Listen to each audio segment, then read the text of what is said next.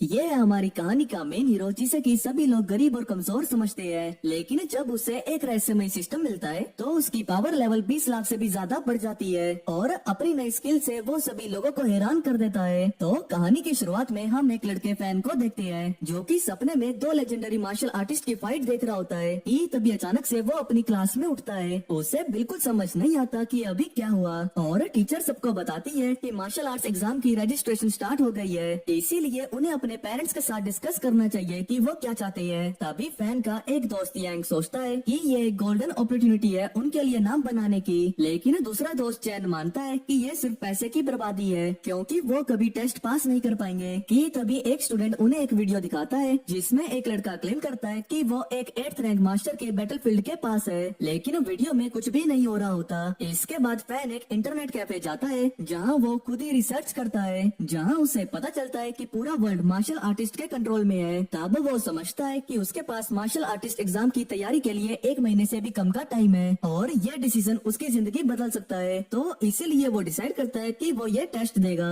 अब फैन जब घर लौटता है तो उसकी बहन उससे वो पैसे मांगती है जो उसकी माँ ने उन्हें आधे आधे करने को दिए थे, लेकिन फैन उसके गालों को खींचना शुरू कर देता है जिससे उसकी बहन गुस्सा होकर अपनी माँ से शिकायत कर देती है जो कि उसे तंग ना करने को कहती है। इसके बाद वो लोग डिनर कर रहे होते हैं तो फैन अपने फादर को बताता है कि उसे मार्शल आर्ट्स एग्जाम देना है, जो जानकर उसके फादर उसे रजिस्ट्रेशन के लिए पैसे दे देते हैं और बोलते हैं कि ये एग्जाम एक लाइफ लॉन्ग कमिटमेंट है। इसके बाद फैन अपने पेरेंट्स को बात करते सुनता है कि उनके पास पैसे कम बचे हैं। तब उसके फादर कहते हैं कि ब्लड बूस्टिंग पिल मार्शल आर्टिस्ट के काम आती है, तो वो फैक्ट्री से कुछ बोरो करने की कोशिश करेंगे क्योंकि वो नहीं चाहते कि फैन उनकी फाइनेंशियल स्टेटस की वजह से पीछे रह जाए। अब अगले दिन फैन अपने फ्रेंड्स को बताता है कि उसने एग्जाम के लिए रजिस्टर कर लिया है, जिसको सुनकर सभी लोग शॉक्ड हो जाते हैं, लेकिन चैन सोचता है कि उसने अपने पैसे वेस्ट कर दिए। तब यहाँ टीचर बताते हैं कि उनका सीनियर जिसका की नाम वोंग है वो स्टूडेंट्स को अपना एक्सपीरियंस शेयर करने आएगा ताकि जिन स्टूडेंट्स ने एग्जाम में रजिस्टर किया है तो उन्हें थोड़ी हेल्प मिल सके। टीचर कहते हैं कि क्योंकि फैन ने रजिस्टर कर लिया है तो वो वू और यांग के साथ वोंग को लेने जा सकते हैं क्योंकि ये तीनों ही एग्जाम देने वाले हैं। अब रात को फैन की माँ उसे वो ब्लड चिप्स पिल देती है जो उसके फादर उसके लिए लाए थे। उन्हें देखकर फैन सोचता है कि इतनी छोटी सी पिल इतनी महंगी क्यों है, लेकिन जैसे ही वो एक पिल को टच करता है वो अचानक से एक मिस्टीरियस जगह में टेलीपोर्ट हो जाता है जहाँ उसके सामने एक स्क्रीन आ जाती है। इससे पहले कि वो समझ पाता वो वापस अपने रूम में आ जाता है और सोचता है कि शायद उसे हेलुसिनेशन हुआ है, लेकिन जैसे ही वो दूसरी पिल को टच करता है तो वो फिर से वहाँ से टेलीपोर्ट हो जाता है और रियलाइज करता है कि वो एक स्टैचू के ऊपर खड़ा है। वो देखता है कि स्क्रीन पर नंबर डबल हो गया है और सोचता है कि शायद ये पिल्स का मार्केट प्राइस दिखा रहा है, लेकिन उसे लगता है कि ये सच नहीं है क्योंकि असली वैल्यू और दिखाई गई वैल्यू में बहुत बड़ा डिफरेंस है। फिर वो सोचता है कि शायद ये आइटम्स की असली कीमत दिखाता है। अब जैसे ही वो स्क्रीन को टच करता है तो उसकी बॉडी में अचानक से दर्द होने लगता है। दूसरी तरफ हम यहाँ एक क्रिमिनल मैन को देखते हैं जिसने की एक औरत को किडनैप किया हुआ है और वो फील करता है कि फैन की बॉडी में कुछ एनर्जी चेंजेस हो रहे हैं। तब यहाँ वोंग को एक बंदे का कॉल आता है और वो उसे बताता है कि उसे जिस बंदे को पकड़ने के लिए हायर किया था वो वहाँ से भाग गया है। तब वोंग उन्हें याद दिलाता है कि उसने पहले ही बोला था कि उसके आने का वेट करो कुछ भी करने से पहले। वो इस जॉब को कंप्लीट करने के लिए 5 लाख मार्शल पॉइंट्स की डिमांड करता है और वो लोग उसकी डिमांड को मान लेते हैं क्योंकि उनके पास और कोई चारा नहीं होता।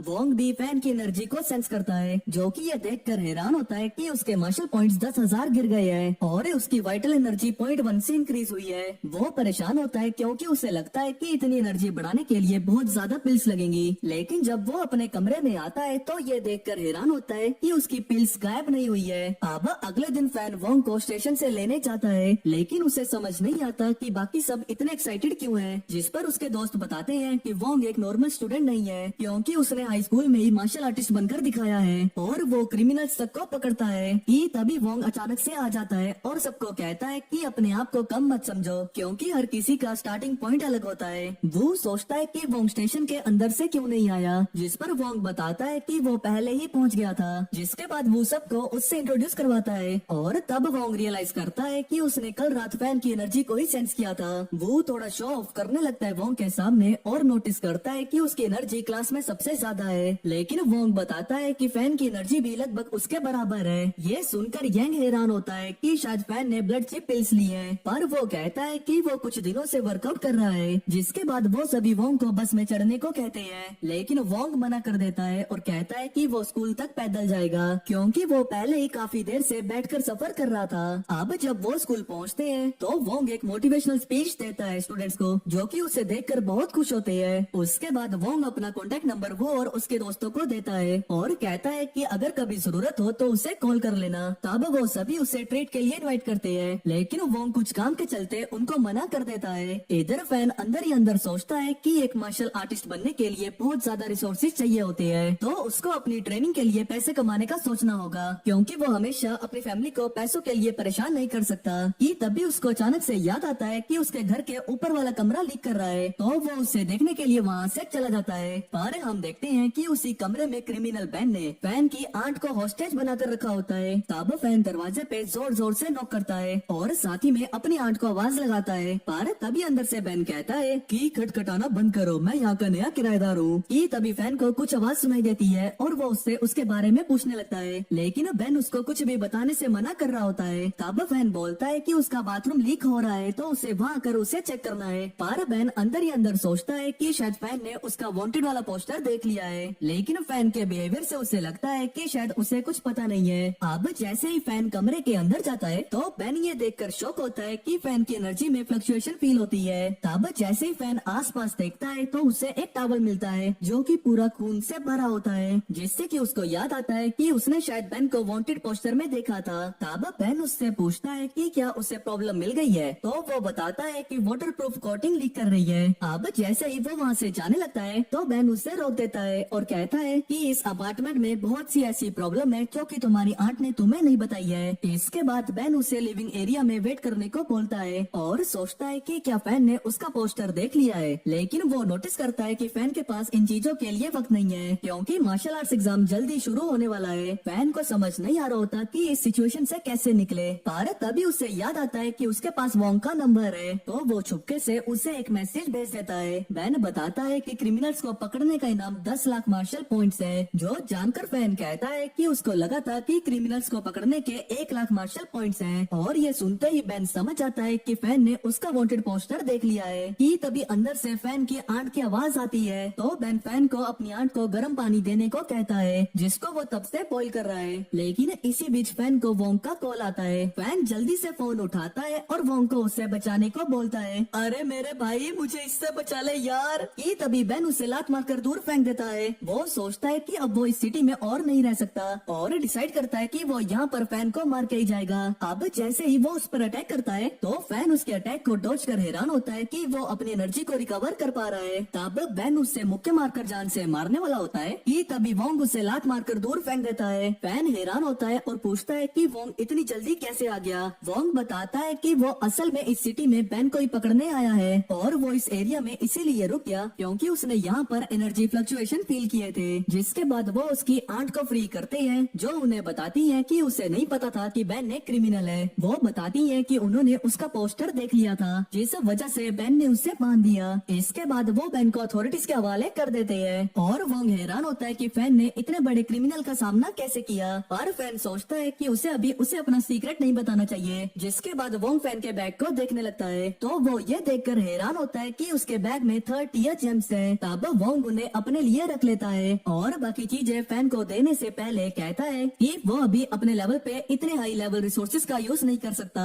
वोंग बताता है कि ब्लड क्यूब पिल्स का इस्तेमाल अपनी ची और ब्लड के अपर लिमिट्स को बढ़ाने के लिए होता है और इसका सबसे ज्यादा फायदा मार्शल आर्टिस्ट बनने से पहले मिलता है। ज्यादातर ये ची और ब्लड एलिक्सर का यूज फाइनल ब्रेक थ्रू के वक्त होता है जिससे कि एक person first year martial artist में कन्वर्ट हो जाता है। वोंग बताता है कि 9th टीयर की पीक को छोड़कर बाकी के टीयर को 4 स्टेजेस में बांटा गया है और पर्सन को सही प्रोपोर्शन में ची और ब्लड एलिक्सर को कंज्यूम करना होगा जिससे कि वो अलग अलग स्टेजेस में जा सके। बोन रिफाइनिंग पिल जो कि हड्डियों को मजबूत बनाने में मदद करता है और साथ ही साथ स्किन और मेरिडियन के डैमेज को भी रिपेयर करता है। और आखिर में है प्रोटेक्टिंग इंटरनल ऑर्गन्स पिल जो कि मार्शल आर्टिस्ट के 5 इंपॉर्टेंट ऑर्गन्स के लिए जरूरी है क्योंकि जब उनकी एनर्जी और ब्लड लिमिट क्रॉस कर जाती है तो उनके 5 मेजर ऑर्गन्स खतरे में आ सकते हैं। फैन तब एक्साइटेड होकर पूछता है कि एग्जाम के बाद मुझे कौन सी यूनिवर्सिटी चूज करनी चाहिए, जिस पर वोंग हंसते हुए बोलता है कि पहले एग्जाम पास करने का सोचो और यूनिवर्सिटी तो बहुत सी है, चूज कर लेना बाद में। तभी फैन की छोटी बहन वहाँ आ जाती है और उस पर चिल्लाती है कि तुम मुझे स्कूल से पिक करने क्यों नहीं आए। लेकिन जैसे ही वो वोंग को वहाँ देखती है तो उसके होश ही उड़ जाते हैं कि एक मार्शल आर्टिस्ट उनके घर में क्या कर रहा है। अब इन सब के बाद फैन अपनी पिल्स को देख रहा होता है कि तभी वो फिर से उस मिस्टीरियस स्टैचू के पास टेलीपोर्ट हो जाता है, जहाँ वो ये देखकर हैरान होता है कि उसके मार्शल पॉइंट्स 20 लाख बढ़ गए होते हैं। पर तभी स्टैचू में चेंजेस होने लगते हैं और उसकी वाइटैलिटी के पास एक नया यूनिट आ जाता है, जिससे फैन समझ जाता है कि ये सिस्टम अपग्रेड हो गया है। वो सोचता है कि वो अब अपनी वाइटैलिटी को इंक्रीज कैसे करे, पर तभी उसकी बॉडी चमकने लगती है और उसके मार्शल पॉइंट्स तेजी से गिरने लगते हैं, जबकि उसकी वाइटैलिटी बढ़ने लगती है। अब अगले दिन सभी हैरान होते हैं जब वो सबको बताता है कि उसके फादर ने वाइटैलिटी मीटर खरीद लिया है, क्योंकि वो रोजाना टेस्टिंग सेंटर नहीं जाना चाहता। तब वो फैन को भी अपनी एनर्जी चेक करने को कहता है, क्योंकि वोंग ने बोला था कि वो दोनों एक ही लेवल पे हैं। जिसके बाद वो सभी वू के घर जाते हैं, जहाँ वो नोटिस करता है कि नॉर्मली एक इंसान की एनर्जी बिल्कुल काम होती है। वो कहता है कि फैन की पीक एनर्जी मेजर करने के लिए उसे अपनी फुल पावर को अनलिश करना होगा। तब फैन जैसे ही अपनी पावर एक्सर्ट करता है तो वू की आंखें खुली की खुली रह जाती है, क्योंकि उसने एक्सपेक्ट नहीं किया था कि फैन की एनर्जी इतनी ज्यादा होगी। तब वो दोबारा से उसकी पावर को चेक करता है कि कहीं कोई एरर तो नहीं। अब अगले दिन सब फाइनली मार्शल आर्ट्स एग्जाम देने के लिए चले जाते हैं, जहाँ एडमिनिस्ट्रेटर उन सभी को बताता है कि मार्शल आर्ट्स कम्युनिटी को लापरवाह फाइटर्स की जरूरत नहीं है। वो कहते हैं कि इस एग्जाम के दौरान उनकी हेल्थ टॉप प्रायोरिटी है, तो पार्टिसिपेंट्स मैच के दौरान एलिक्सर का यूज कर सकते हैं, और बताते हैं कि पास होने के लिए उन्हें 112 पॉइंट्स चाहिए। जिसके बाद वो सभी स्टूडेंट्स अपने अपने हेल्थ चेंबर में जाते हैं, लेकिन वो सभी फैन के चेंबर की रोशनी देखकर हैरान रह जाते हैं और उन्हें एहसास हो जाता है कि उसका एनर्जी लेवल बहुत ज्यादा है। अब फाइनली फैन और उसके दोस्त एग्जाम पास कर लेते हैं। तब फैन खुश होकर वोंग को कॉल करता है और उससे नैनजिन यूनिवर्सिटी के बारे में पूछता है, जिस पर वोंग फैन को मिलने के लिए कहता है। इधर वो थोड़ा नाराज होता है कि फैन ने अपनी असली पावर उससे छुपा कर रखी, और वो कहता है कि मार्शल आर्टिस्ट बनने के बाद वो एक बार फैन की कुटाई करेगा। अब यहाँ फैन अपना रिजल्ट अपनी फैमिली को दिखाता है, जो देखकर सभी लोग खुशी के मारे रोने लगते हैं कि फैन इतना अच्छा रिजल्ट लाएगा। और अब अगले दिन वो वोंग से मिलने चला जाता है, जहाँ वोंग अपने साथ एक छोटी लड़की नीनी को लाया होता है। वोंग बताता है कि ये उसके टीचर की बेटी है। इसके बाद हमें एक पास्ट का सीन दिखाया जाता है, जहाँ वोंग और उसके दोस्तों का एक फाइट के बाद बुरा हाल हो गया था। सभी लोग इंजर्ड थे, पर तभी उनके टीचर कुआन डिसाइड करते हैं कि वो वापस पोर्टल में जाएंगे अपने प्रेसिडेंट शेन को बचाने। वो कहते हैं कि आज की लड़ाई खत्म होते ही अंडरग्राउंड केव का रास्ता बंद हो जाएगा, तो मुझे उससे पहले ही शेन को वापस लाना ही होगा। वोंग उन्हें समझाता है कि उन्हें गिल्टी फील नहीं करना चाहिए, क्योंकि ये सब इसीलिए हुआ क्योंकि हमने आपकी बात नहीं मानी। लेकिन कुआन सिर्फ एक बात पर टिक जाते हैं कि मैं इस मिशन का लीडर था, तो तुम सबकी सेफ्टी मेरी जिम्मेदारी है। फिर वो वोंग से कहते हैं कि उनके जाने के बाद उसे ही इन सब का ध्यान रखना होगा। और जैसे ही पोर्टल में जाते हैं तो वोंग कहता है कि अगर कुआन वापस नहीं आए तो मैं उनकी बेटी से शादी करूंगा। अब यहाँ प्रेजेंट में वोंग अचानक से फैन को लात मारने की कोशिश करता है, लेकिन वो उसके अटैक को ब्लॉक कर देता है। पर वोंग लगातार ही उस पर अटैक करता रहता है और उसे जोर से पटक कर जमीन पे गिरा देता है। फैन कंफ्यूज होता है कि आखिर वोंग उस पर अटैक क्यों कर रहा है, पर तभी उसे एक चीज रियलाइज होती है कि वो एक्चुअली में वोंग के अटैक को रोक पा रहा है। वोंग कहता है कि जो लोग सेकंड बॉन्ड टेम्परिंग से गुजरते हैं उनकी मार्केट में डिमांड बहुत ज्यादा होती है। मतलब वोंग बेसिकली फैन की स्ट्रेंथ को टेस्ट कर रहा था। वो आगे बताता है कि मार्शल आर्ट्स के टोटल 102 स्कूल्स हैं, लेकिन वो उसे रिकमेंड सिर्फ 4 स्कूल ही करता है, जिसमें वो टॉप रैंक में जिंगलिन मार्शल यूनिवर्सिटी बताता है, जबकि दूसरे नंबर पर मू यूनिवर्सिटी। फैन नोटिस करता है कि इन स्कूल में बाकी के स्कूल्स के मुकाबले ज्यादा रिसोर्सेज हैं, और वोंग बताता है कि नैनजिंग यूनिवर्सिटी में जो लोग वॉरियर बनने की एम्बिशन रखते हैं वो यहाँ अप्लाई करके फर्स्ट ईयर पिल्स को फ्री में ले सकते हैं। साथ ही में first year bone tempering pills और रिस्ट गार्ड्स को आधे दाम में ले सकते हैं, जबकि जिंगलिन और मू यूनिवर्सिटीज तो ये सब चीजें बिल्कुल फ्री में देती है। वो ये भी बताता है कि जिंगलिन और मू यूनिवर्सिटीज में 9th टियर मेंटोर्स हैं, मतलब वहाँ की स्ट्रेंथ और गाइडेंस फैन के फ्यूचर की ऊंचाइयों को डिसाइड करेगी। ये सुनकर फैन डिसाइड करता है कि वो मू यूनिवर्सिटी को ज्वाइन करेगा। तब यहाँ फैन के पेरेंट्स उसे ट्रेन स्टेशन तक छोड़ने आते हैं। वो उसे प्यार से बोलते हैं कि बेटा अगर पैसे की जरूरत हो तो हमें कॉल कर लेना, लेकिन फैन स्माइल करते हुए कहता है कि आप मेरे लिए नहीं बल्कि मेरी छोटी बहन के फ्यूचर के लिए पैसे बचा कर रखो। उसकी बहन रो पड़ती है और बोलती है भैया अगर आपको गर्लफ्रेंड मिल जाए तो मुझे जरूर बताना, जिस पर फैन थोड़ा मजाक में उसके गाल को खींचते हुए कहता है पर तुम्हारी तरह कोई गोलू मोलू मिलना बहुत मुश्किल है। अब फैन फाइनली मू यूनिवर्सिटी में पहुँचता है और बस से उतरते ही वो हैरान रह जाता है, क्योंकि वहाँ का गेट बहुत ही बड़ा होता है। कि तभी एक 3rd ईयर स्टूडेंट क्वीन उससे कहता है कि मो अपने स्टूडेंट्स को खुद को समझने में मदद करता है, लेकिन तुम्हें ये सोचना नहीं चाहिए कि तुम स्पेशल हो, लो जो इस यूनिवर्सिटी में आ गया है। इसके बाद फैन अपने होम टाउन का नाम बताता है, जो सुनकर क्वीन थोड़ा हैरान हो जाता है और कहता है कि उसे अपने सीनियर्स की रिस्पेक्ट करना सीखना होगा। अब जैसे ही क्वीन वहाँ से जाता है तो वो बोन रिफाइनमेंट पिल को लेने का सोचता है। वो सोचता है कि जैसे ही उसका रिफाइनमेंट कंप्लीट होगा तो वो वोंग को आसानी से हरा पाएगा। इसके बाद जब रिसेप्शनिस्ट फैन के डॉक्यूमेंट्स को चेक करती है तो वो ये देखकर हैरान होती है कि फैन पहले ही बोन रिफाइनमेंट के दूसरे लेवल तक पहुंच गया है। यहाँ रिसेप्शनिस्ट फैन की बॉडी स्कैन करके फिर से हैरान हो जाती है, क्योंकि उसे पता चलता है कि फैन ने पहले ही 3 बार रिफाइनमेंट कंप्लीट की है और उसको लगता है कि इस लड़के के पास एंडलेस पोटेंशियल है। वो तुरंत ही फैन को उसके कमरे की चाबी देती है और एक लड़की यून को कहती है कि वो उसको और उस दूसरे स्टूडेंट को उनके कमरे तक ले जाए। तब यहाँ यून उन्हें स्टूडेंट एरिया के लेआउट के बारे में बताती है और फैन ये देखकर हैरान होता है कि पूरा एरिया कितना बड़ा और लग्जूरियस है। तब यून उन्हें बताती है कि स्कूल मार्शल आर्टिस्ट को एक ऐसी लिविंग कंडीशन देता है ताकि उनका मूड इम्प्रूव हो सके, क्योंकि ट्रेनिंग और बैटल्स की वजह से वो ज्यादातर डिप्रेस्ड ही रहते हैं। तब फैन अपने कमरे की ओर जाता है तो उसे एक स्टूडेंट ल्यूक मिलता है, जो कि उससे कहता है कि वो उसके सामने वाले कमरे में रहता है। अब जब वो एक दूसरे को इंट्रोड्यूस करते हैं तो लू ये जानकर हैरान होता है कि फैन भी उसी जगह से है जहाँ से वोंग है। तो वो सोचता है कि क्या वो वोंग को जानता है, जिस पर फैन बताता है कि वोंग उसके हाई स्कूल का सीनियर था। लू कहता है कि वोंग अपनी रैंक में सबसे ताकतवर था और बताता है कि उसने अकेले ही एक दिन में 8 मार्शल आर्ट ट्रेनिंग स्कूल को हराया है। कि तभी लू ये सेंस कर हैरान होता है कि फैन ने अपनी 3rd बोन रिफाइनमेंट को अचीव कर लिया है। तब फैन सोचता है कि क्या लू एक मार्शल आर्टिस्ट है, पर लू सोचता है कि फर्स्ट ईयर में होने के बावजूद भी वो फैन को रियल फाइट में नहीं हरा सकता। इसके बाद वो दोनों एक मेंटोर की स्पीच को सुनने जाते हैं, जहाँ क्वीन को एक लड़की खींच कर लेकर आती है और उससे कहती है कि मार्शल आर्ट क्लब टैलेंटेड लोगों को ढूंढ रहा है। पर क्वीन को लगता है कि प्रेसिडेंट सिर्फ उसका टाइम वेस्ट कर रहा है ताकि कहीं वो उससे आगे ना निकल जाए। पर वो लड़की उससे कहती है कि वो चाहे जो मर्जी कर ले, लेकिन वो वोंग के बराबर कभी नहीं पहुंच पाएगा।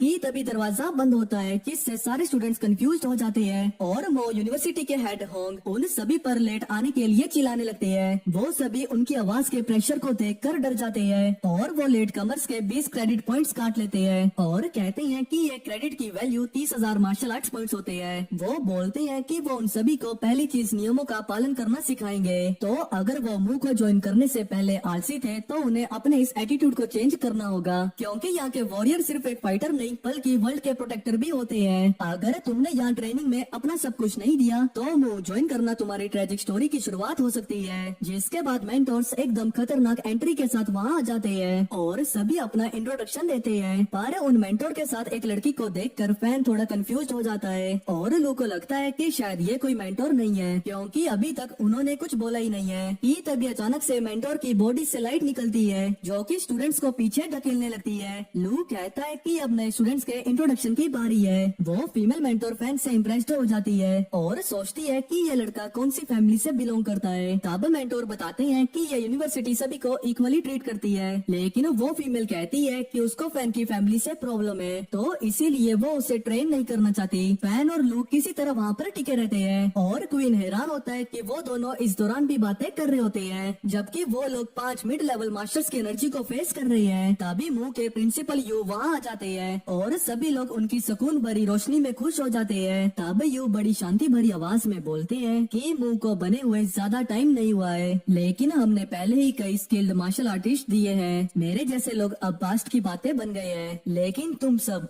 न्यू जनरेशन हो। तुम लोगों में उम्मीदों की एक नई किरण है और हम अपनी जान लगा के तुम्हें प्रोटेक्ट करेंगे। और मैं चाहता हूँ कि एक दिन ऐसा है जब मार्शल आर्ट्स सिर्फ हेल्थ के लिए यूज किया जाए। इसके बाद होंग अनाउंस करते हैं कि हर स्टूडेंट को एक टॉप टियर चियान ब्लड पिल मिलेगी, जिससे कि सारे स्टूडेंट्स खुश हो जाते हैं। लेकिन होंग फिर से एक ट्विस्ट देते हैं कि तुम्हारा ट्रेनिंग कंपटीशन 20 मिनट में स्टार्ट होगा। इसके बाद सभी को ट्रेनिंग ग्राउंड में ले जाया जाता है, जहाँ एक मेंटोर जिसका की नाम टैंग है वो एक्सप्लेन करते हैं कि बिल्डिंग के 9 फ्लोर्स हैं, लेकिन अभी स्टूडेंट को सिर्फ 4 फ्लोर तक एक्सेस मिलेगा। फिर वो हर फ्लोर का रोल एक्सप्लेन करना शुरू करते हैं। टैंग सबको रूल समझाते हैं कि जब कंपटीशन खत्म होगा तो हर स्टूडेंट उसी फ्लोर का हिस्सा बनेगा जहाँ वो खड़ा होगा, लेकिन हर फ्लोर पे सिर्फ 400 स्टूडेंट्स की लिमिट है। अगर लिमिट से ज्यादा स्टूडेंट्स आए तो सबका 30 क्रेडिट पॉइंट्स कट हो जाएगा। बाकी के मेंटोर साइड से ऑब्जर्व कर रहे होते हैं। वो बोलते हैं कि एक सही मार्शल आर्टिस्ट को सिर्फ फाइटिंग ही नहीं बल्कि नॉलेज में भी स्ट्रांग होना चाहिए, जबकि युवा होप करते हैं कि ये नए फाइटर सच में एक काबिल वॉरियर्स निकले। तब यहाँ स्टूडेंट रिस्ट्रिक्शन के बारे में पूछते हैं, जिस पर टैंक कहते हैं कि वो मेटल वेपन का इस्तेमाल नहीं कर सकते, लेकिन पहले फ्लोर में उन सभी को लकड़ी के वेपन्स दिए जाएंगे और दरवाजे के खुलते ही सभी लोग बिल्डिंग के अंदर जाने लगते हैं और वो अपने हथियारों को चुनकर तुरंत ही फाइट करना स्टार्ट कर देते हैं। लू बताता है कि इन सभी में से ज्यादातर लोग फोर्थ फ्लोर में जाने की कोशिश कर रहे हैं, तो फैन उसे छोड़कर वहाँ से जाने लगता है और कहता है कि अब हम टॉप फ्लोर में मिलेंगे। तभी दूसरे स्टूडेंट फैन को रोकने की कोशिश करते हैं, लेकिन वो सभी उसके सामने कुछ भी नहीं थे और वो वापस से ऊपर की ओर बढ़ने लगता है।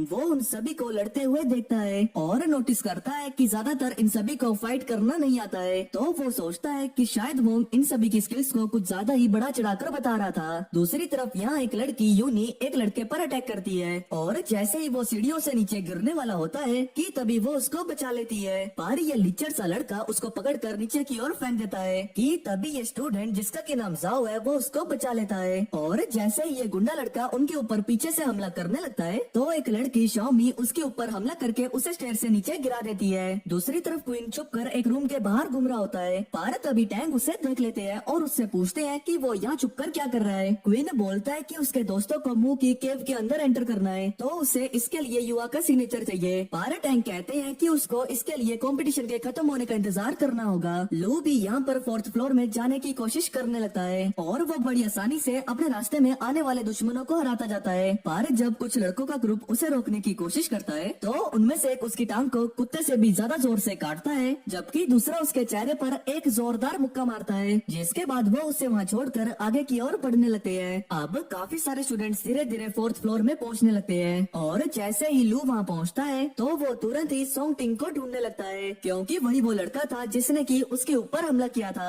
कि तभी लू उसके ऊपर हमला करता है, जिसको कि वो लड़का आसानी से रोक लेता है, लेकिन लू उसको लात मारकर नीचे गिरा देता है। अब फैन भी वहाँ पर आ जाता है और बताता है कि उसने सुना था कि मू यूनिवर्सिटी में बहुत से अच्छे फाइटर्स हैं, तो वो यहाँ पर ऐसे यंग टैलेंट्स को अपनी आंखों से देखने आया है। पर ये देखने के बाद कि वो सभी कैसे लड़ते हैं तो उसको एहसास हो जाता है कि ज्यादातर लोगों को लड़ने के बारे में कुछ पता ही नहीं है। वो उन सभी को बताता है कि कैसे वोंग के पास एक टॉप क्लास स्किल्स है, यहाँ तक कि वो किसी मार्शल आर्ट स्कूल में भी नहीं गया है, लेकिन मू के सभी न्यू कमर्स उसके सामने बहुत कमजोर है। तब वांग सभी को फैन को हराने को कहता है। वो कहता है कि वैंग को हराने के बदले में 50 क्रेडिट पॉइंट्स मिलेंगे, पर फैन वांग से पूछता है कि उसको उन्हें हराने का क्या मिलेगा, जिस पर वांग कहता है कि उसको हर एक नॉन वॉरियर को हराने का 1 पॉइंट मिलेगा, पर 5 पॉइंट्स वॉरियर को हराने के। अब फाइट शुरू होने से पहले वो लू से पूछते हैं कि वो किसकी साइड लेगा और वो फैन की तरफ से लड़ने का डिसाइड करता है। तब सभी लोग उनसे लड़ना शुरू कर देते हैं, लेकिन वो सभी भी उनके सामने कुछ भी नहीं थे। कि तभी शाओमी भी उनसे लड़ने का डिसाइड करती है। तब फैन एक स्टूडेंट ली को शील्ड की तरह यूज करता है और शाओमी अनजाने में उस लड़के के चेहरे पर हमला कर देती है। तभी लू वाइटलिटी पिल को खाता है और फैन से कहता है कि उसको इस पिल की कीमत की भरपाई करने के लिए बहुत सारे स्टूडेंट्स को हराना होगा। चियाओ सभी लोगों को अंधों की तरह लड़ने के लिए मना करता है। वो कहता है कि उन्हें 3 ग्रुप्स बनाने पड़ेंगे और पहला ग्रुप किसी तरह फैन और लू को अलग करने में कामयाब हो जाता है। तब चियाओ दूसरे ग्रुप को फैन की लातों पर हमला करने को कहता है और इस तरह वो उसकी लातों पर काफी सारे वार करते हैं। तो फैन लू को सभी नॉन मार्शल आर्टिस्ट को हराने को कहता है जो कि उस पर अटैक कर रहे थे, पर तभी जाओ उसके रास्ते में आ जाता है और लू अपने डंडे से उसकी तरबूज जैसी खोपड़ी पर हमला कर देता है, पर जाओ किसी तरह हमले को सह कर उसको लात मार के दूर फेंक देता है, जो देखकर सभी मेंटोर जाओ से इम्प्रेस्ड हो जाते हैं। लेकिन फैन की फाइटिंग स्किल्स जाओ की लाइमलाइट को भी फीका कर देती है और वो सभी भी सोचते हैं कि क्या वो किसी माननीय फैमिली से बिलोंग करता है, पर तभी एडमिनिस्ट्रेटर देखते हैं कि वो तो एक नॉर्मल फैमिली से है और ये काफी अजीब बात है कि एक नॉर्मल फैमिली के लड़के के पास इतनी हाई वाइटल एनर्जी है, पर वो सोचते हैं कि बिना मेंटोर के वो इतना ज्यादा ताकतवर नहीं बन सकता और हुआन को लगता है कि जरूर वैंग वोंग के द्वारा ट्रेन हुआ है, जो कि कुआन का स्टूडेंट है। हुआन सोचता है कि कुआन कुछ सालों में 6th ईयर तक पहुंच जाएगा, लेकिन वो साउथ में खुले पोर्टल से लौटकर वापस कभी नहीं आया। कि तभी हुआन सभी स्टूडेंट से कहता है कि अगर वो सभी लोग 10 मिनट में फैन को नहीं हरा पाए तो उन सभी के क्रेडिट पॉइंट्स आधे ले लिए जाएंगे, जो सुनकर सभी लोग जोश में आ जाते हैं। अब यहाँ फैन को बहुत मुश्किल हो रही थी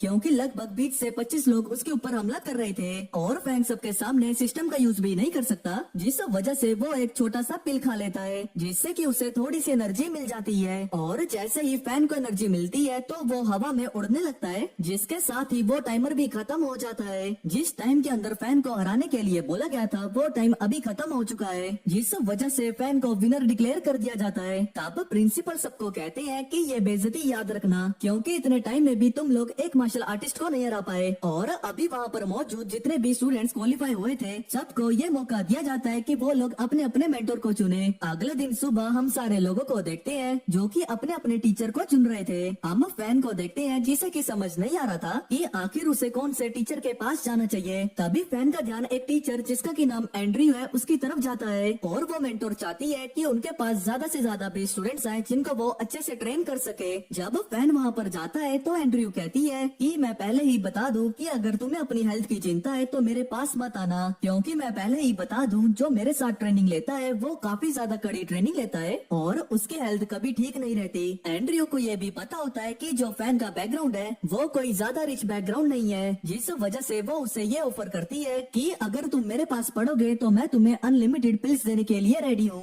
और क्योंकि तुम्हारे स्कूल में बहुत सारे दुश्मन हैं, क्योंकि तुमने आते साथ ही इतने सारे लोगों को जो मारा है, इसीलिए तुम्हें हद से भी ज्यादा ताकतवर बनना होगा, नहीं तो कोई भी तुम्हें ऐसे ही मार के चला जाएगा। अब ये सब सुनने के बाद वो ज्यादा नहीं सोचता और फैन एंड्रयू के पास रजिस्टर करवा लेता है। अगले दिन से फैन की ट्यूटरिंग क्लास चालू होती है जहाँ पर वो सबसे पहले उसे कुछ बेसिक चीजें बताती है। एंड्रयू बताती है कि अगर तुम्हें सबसे पहले स्ट्रॉन्ग बनना है तो तुम्हें अपनी बॉडी के सारे चैनल्स को खोलना होगा, जिससे कि तुम्हारे ब्लड को ज्यादा से ज्यादा जगह मिलेगी ताकि वो पास कर सके। वो कहती है कि पहले तुम्हें ऑर्गन प्रोटेक्टिव पिल्स और बोन रिफाइनिंग पिल्स को लेना चाहिए, जिससे कि तुम्हारे ऑर्गन सबसे ज्यादा बेस्ट रहेंगे और ये बेस्ट होगा अगर तुम्हें रैंक 1 तक पहुंचना है तो। और इसके बाद एंड्रयू फैन को कुछ ब्लड रिफाइनिंग पिल्स देती है जिससे कि उसके बाकी गेट्स खुल सके। अब जैसे ही फैन उन ब्लड रिफाइनिंग पिल्स को लेता है तो उसके अंदर एक अलग एनर्जी फ्लो करने लगती है और उसके बाकी के गेट्स भी खुल जाते हैं, जिसे देखकर वो काफी खुश हो जाता है और कहता है, अरे एंड्रयू मैडम, मुझे बहुत ज्यादा खुशी है कि आप मेरे टीचर हो। लेकिन ज्यादा तारीफ करने की वजह से उसे 1-2 थप्पड़ मिल जाता है और वो वहीं सो जाता है। इसके बाद हमें अगले दिन का सीन दिखाया जाता है जहाँ पर फैन, एंड्रयू और जाओ थे।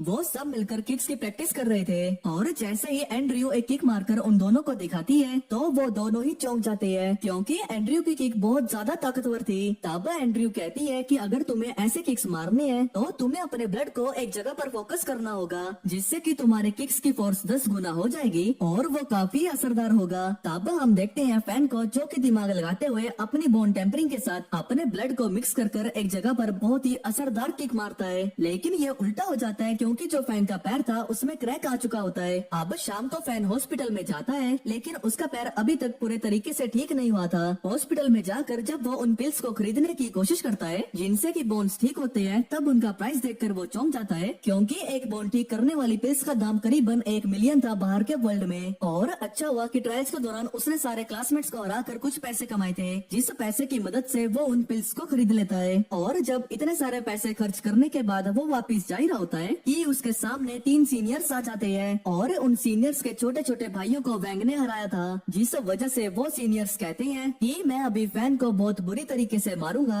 और उसके बाद फैन को दिखाऊंगा कि उसने कितनी बड़ी गलती की है। फैन इस चैलेंज को एक्सेप्ट कर लेता है क्योंकि आखिर वो उसके टीचर की इज्जत की बात है। इसके बाद ही हम सबको फाइटिंग रिंग में देखते हैं जहाँ पर एक सीनियर सबसे पहले हमला करता है फैन के ऊपर, लेकिन फैन उस अटैक को डॉज कर सीनियर को ही मार देता है। और हाँ, फैन का तो अभी पैर भी टूटा हुआ है, लेकिन वो फिर भी लड़ाई कर रहा है। और इसके बाद फैन अपने टीचर की बोली हुई बात को याद करते हुए ऊपर जंप करता है और अपने सारी ब्लड एनर्जी को अपने पैरों पर इकट्ठा करके एक बहुत ही खतरनाक वाली लात उनके ऊपर मारता है, जिससे कि वो तीनों ही सीनियर्स काफी बुरी तरीके से हार जाते हैं। रेफरी तो अलग ही शौक में था कि एक नया आया हुआ बंदा इतना स्ट्रॉन्ग कैसे है, कि तभी हमें एक प्लॉट ट्विस्ट देखने को मिलता है, क्योंकि ये सारी फाइट वहाँ पर पीछे से खड़े होकर वोंग भी देख रहा था। वोंग कहता है कि अगर किसी भी सीनियर को मेरे स्टूडेंट से परेशानी है तो वो मेरे से आकर डायरेक्टली लड़ सकता है। इसके बाद हम देखते हैं फैन और क्वीन को जो कि वोंग के साथ बैठे हुए थे। वोंग बोलता है कि कुछ ही दिनों के अंदर यहाँ पर एक बहुत ही बड़ा टेस्ट होने वाला है। वो कहता है कि फैन, मुझे इसके बारे में ज्यादा कुछ तो नहीं पता, पर तुम्हें जल्दी से जल्दी इस एग्जाम के लिए प्रिपेयर कर लेना चाहिए। इसके बाद सीन चेंज होता है और हम सबको देखते हैं रिसेप्शन में, जहाँ पर टीचर इसी टेस्ट के बारे में कह रहे थे कि ये टेस्ट 1 महीने के अंदर चालू होने वाला है और ये टेस्ट सिर्फ हमारे स्कूल के अंदर ही नहीं बल्कि बाकी के 5-6 स्कूलों के साथ भी होगी। तो ये काफी जरूरी है कि ये टेस्ट कोई हमारे स्कूल से ही जीते, जिससे कि हमारे स्कूल की रेपुटेशन बनी रह सके। जो भी इस कंपटीशन को जीतता है तो उससे बहुत सारे हाई ग्रेड के पिल्स और बहुत सारे बोन रिफाइनिंग पिल्स भी फ्री में मिलेंगे, और जो भी इस टेस्ट को जीतता है तो उससे 20% का बूस्ट भी मिलेगा।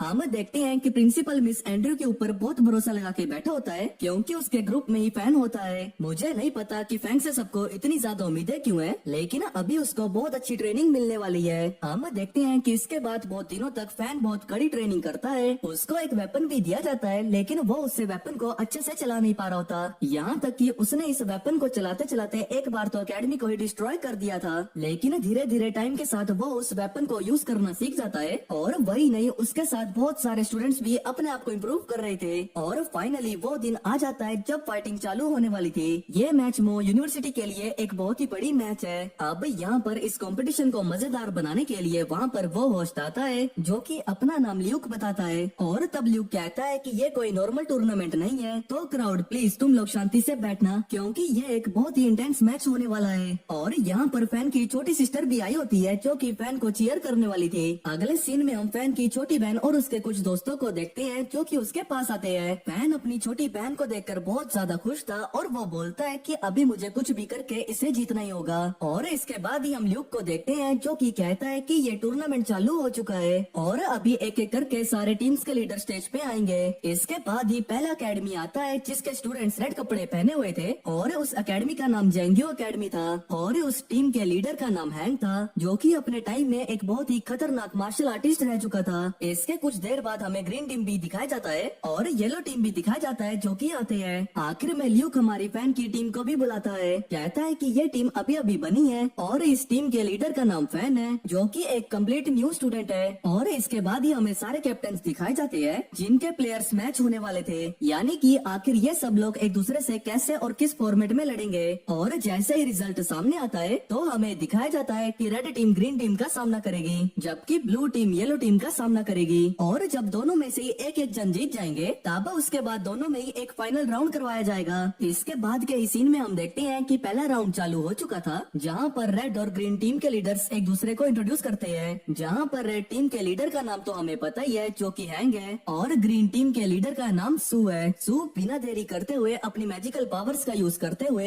हैंग के ऊपर हमला करता है। हैंग अचानक से हमले को देखकर थोड़ा चौंक गया था, लेकिन उसे ब्लॉक कर लेता है। और इसके बाद ही सू एक और अपना अटैक करता है जिसका नाम हेवनली स्लैश था, लेकिन नहीं पता कैसे हैंग उस अटैक को भी ऊपर जंप करके डोज कर लेता है। और इसी के साथ हैंग अपने सिग्नेचर मूव का इस्तेमाल करता है जिसका की नाम द राइजिंग सन था, लेकिन इस बार सू ने भी आसानी से हैंग के सिग्नेचर मूव को ब्लॉक भी कर लिया था।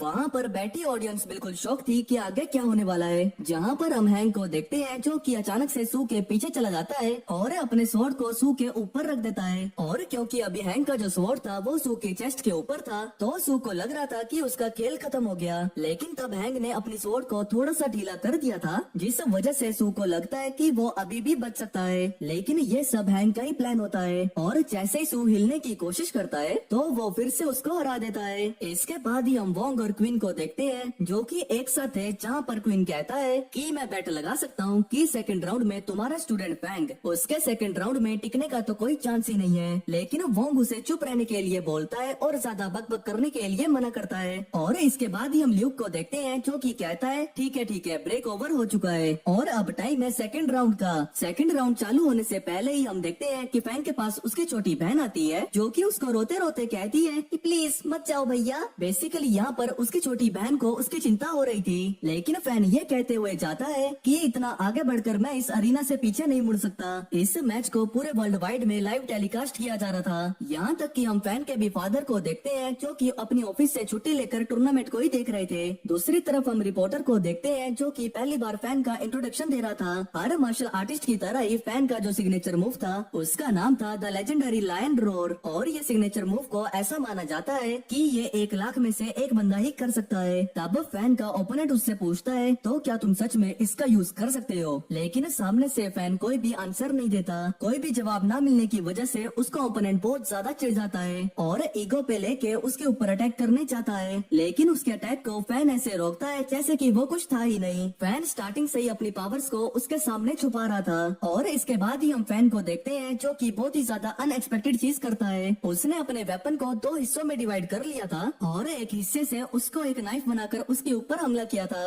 और इसके बाद ही फैन अपने टीचर के सिखाए हुए मूव का इस्तेमाल करता है और इस अटैक को फैन ने मास्टर कर लिया था, जिस वजह से इस एक ही अटैक की वजह से येलो टीम बाहर हो जाती है और यहाँ पर ब्लू टीम यानी कि फैन की ही जीत होती है और सब फैन से इम्प्रेस्ड हो जाते हैं। लेकिन मूव के स्टूडेंट सोच रहे हैं कि क्या वो सेकंड राउंड में सर्वाइव कर पाएगा। लूक कहता है कि फैन फैन सिर्फ पहले राउंड में लड़ने का प्लान कर रहा था, पर वो हैरान हो जाता है जब फैन डिसाइड करता है कि वो आगे भी लड़ेगा। अबे चोर बाजार के ब्रूस ली, थम जा जरा। तब यहाँ ज़ैंग अपनी टीम के कैप्टन वी से माफी मांगता है, पर वी कहता है कि ज़ैंग की वजह से उसने फैन की मूवमेंट्स का एनालिसिस किया है। वो बताता है कि फैन का स्पेशल अटैक उसके ज्यादा हेल्थ पॉइंट्स खा गया है, तो इसीलिए वो उसे दोबारा यूज नहीं कर पाएगा। कि तभी फैन 2 एनर्जी पिल्स लेता है और वी कहता है कि 5 पिल्स लेने पर भी वो 100% रिकवर नहीं होगा। लेकिन सब हैरान हो जाते हैं जब फैन अपनी सारी एनर्जी वापस पा लेता है। तब यहाँ 8 स्कूल अलायंस एक लड़के होंग को भेजती है फैन से लड़ने के लिए, और वी उससे कहता है कि फैन की लोअर बॉडी पर अटैक करे, ये सोच के कि ये उसकी वीकनेस है। अब फाइट शुरू होते ही होंग सीधा फैन की टांगों पर अटैक करता है ताकि उसका बैलेंस बिगड़ सके, लेकिन फैन जमीन तोड़ के उसको पीछे ढकेल देता है। पर होंग फैन के स्पेयर को पकड़ के उसे लात मार देता है। अब जैसे ही वो फैन के सर पर स्पेयर रखता है और सोचता है कि वो जीत गया, कि तभी फैन अचानक से उसके पेट पर लात मार देता है और होंग वहीं पर बेहोश हो जाता है। जिसके बाद वी तुरंत ही फैन पर अटैक करता है ताकि वो पिल्स ना ले सके। पर सब हैरान हो जाते हैं जब फैन वर्ड स्टांस का यूज करके उड़ने लगता है और पिल्स को कंज्यूम कर लेता है। तब वी उससे कहता है कि ज्यादा पिल्स मत लो वरना तुम्हारी बॉडी को नुकसान होगा। पर फैन ज्यादा टेंशन नहीं लेता क्योंकि वो सिस्टम का यूज करके एनर्जी को स्टोर कर रहा है। अब यहाँ दोनों की टक्कर से ऐसी शॉक वेव्स आती हैं जो कि ऑडियंस को लग सकती थी, पर युवा उन सभी वेव्स को ब्लॉक कर देते हैं। फैन तेज स्पीड से वी की तरफ रश करता है तो वी अपनी बॉडी को एनर्जी से कवर कर लेता है, जिसके बाद फैन उसकी कमर पर एक लात मारता है, पर उसकी एनर्जी फील्ड फैन को पीछे उड़ा देती है। तब दोनों अपने अल्टीमेट मूव से अटैक करते हैं, जिसको देखकर लगता है कि दोनों बराबर हैं, पर धीरे धीरे दोनों अपनी लिमिट पर पहुंच जाते हैं। वो दोनों एक दूसरे को घूसों से मारते हैं, पर आखिर में वी का हेल्थ 0 हो जाता है और फैन मैच को जीत लेता है। यहाँ सब उनकी फाइट से हैरान है और वी सोचता है कि क्या फैन आगे लड़ेगा।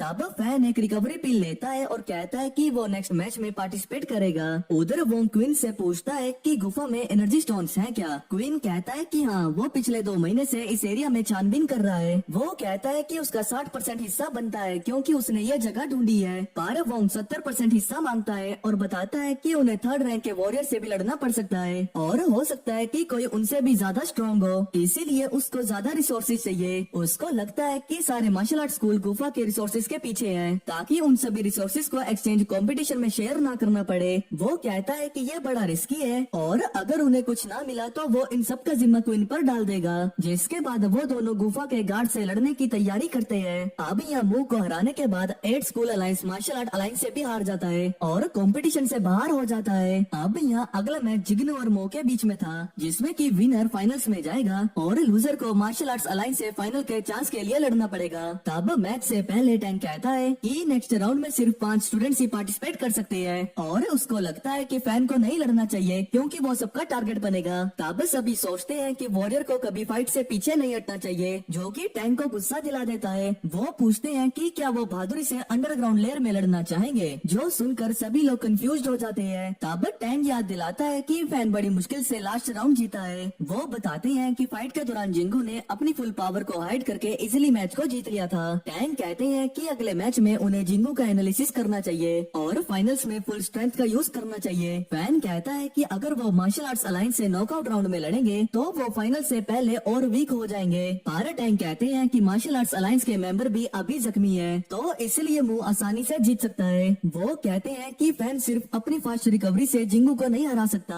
और चाहे फैन अकेला जीत भी जाए, पर दूसरे स्टूडेंट्स को भी ग्रो होने का मौका देना चाहिए। तब फैन ये डिसीजन एक्सेप्ट कर लेता है। इसके बाद स्टेज पर सब सरप्राइज्ड होते हैं जब देखते हैं कि फैन लाइनअप में नहीं है। हान अपनी टीम से कहता है कि बस अपनी गेम पर फोकस करो। तब यहाँ टैंग अपनी टीम से कहता है कि डायरेक्ट फाइट करने की जरूरत नहीं है, पर टीम फुल जोश में है जिंगू को अपनी असली ताकत दिखाने के लिए। यहाँ पहला मैच जाओ और शू के बीच में होता है। फाइट शुरू होते ही शू अपने स्पेयर से अटैक करके जाओ को पीछे ढकेल देता है। ये फाइट देखकर सब रियलाइज करते हैं कि जिंगू अपनी स्ट्रेंथ को कब से छुपा रहा था। शू लगातार जाओ पर अटैक करता है और जाओ उसके 3 अटैक्स को ब्लॉक करता है, पर उसके बाजू की हड्डियां टूटने लगती है। तब जाओ शू की आंखों में मार के उसका विजन ब्लर करता है और उसके नट खटक रोटो में लात मार के जीत जाता है। जिसके बाद दोनों को स्ट्रेचर पर ले जाया जाता है, जहाँ नर्स बताती है कि जाओ की बाजू में फ्रैक्चर है और वो 3 महीने तक फाइट नहीं कर पाएगा। ये सुनकर फैन को टैंक की स्ट्रेटेजी पर डाउट होता है। अब अगला मैच लू और हान के बीच में होता है। लू काफी तेजी से हान पर स्पेयर से अटैक करता है, लेकिन हान उस अटैक को डॉज कर लेता है। जिसके बाद हान पीछे से हमला करने की कोशिश करता है, जिसको जिसको कि लू ब्लॉक तो कर लेता है पर वो पीछे उड़ जाता है। तब लू अपना स्पेशल अटैक यूज करके स्पेयर फेंकता है जिसको कि हान इजीली डिफ्लेक्ट कर देता है। पर रेफरी क्राउड को बचाने के लिए फाइट को रोक देता है और जैसे ही हान डिस्ट्रैक्ट होता है कि तभी लू उसके फेस पर पंच मारता है। पर हान उसकी बाजू को पकड़कर उसके पेट में लात मार देता है और अपनी तलवार को बाहर निकाल लेता है कि तभी टैंक बीच में आकर मैच को रोक देते हैं। अब झाओ में अगले फाइट में हान से लड़ती है। वो उसके नट खटक रोटो पर लात मारने की कोशिश करती है पर हान उसके हमले को ब्लॉक कर देता है। तब शाओमी उसके सर पर अपना सर मारती है जिससे कि हान थोड़ा इंजर्ड हो जाता है। तब सब समझ जाते हैं कि वो अपने स्कल को हार्ड नहीं कर सकता।